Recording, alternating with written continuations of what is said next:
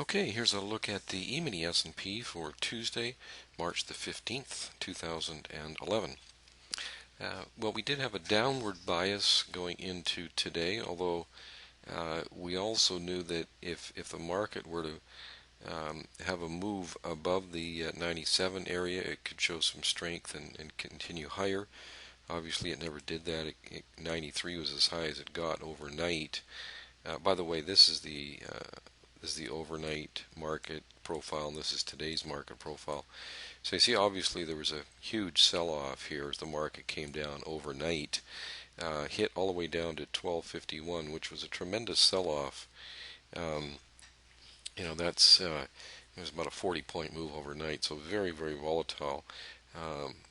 Because of international events, obviously. So, but during the regular trading hours, the market opened here and basically rallied for the rest of the day. It did pull back a bit, well, actually quite a bit, almost 10 points, just right at the end of the day. But we do think that there is some support area in here, in particular around the 65 area.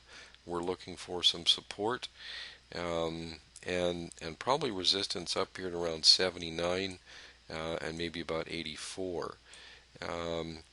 But the way the market rallied today off of this low, we could have experienced a sort of a capitulation in the market here on the overnight trade. Wouldn't be at all surprising if we had some consolidation tomorrow. Our range today was very strong. It was almost 30 points, much more than what we've been experiencing as an average of late.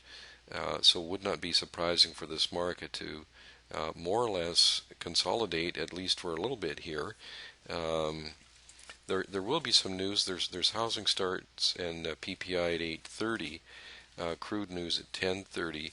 Then we have the regular CPI, or jobless, and also CPI on Thursday, LEI and Philly Fed on Thursday.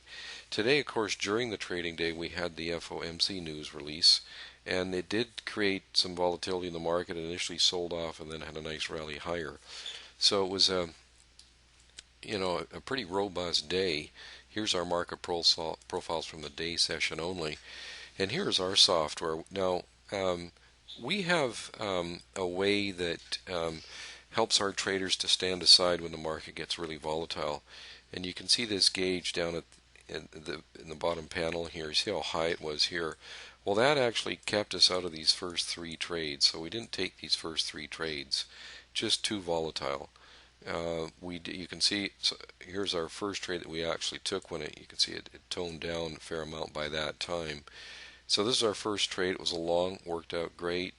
Had a nice profit at 2 points on the final partial on that.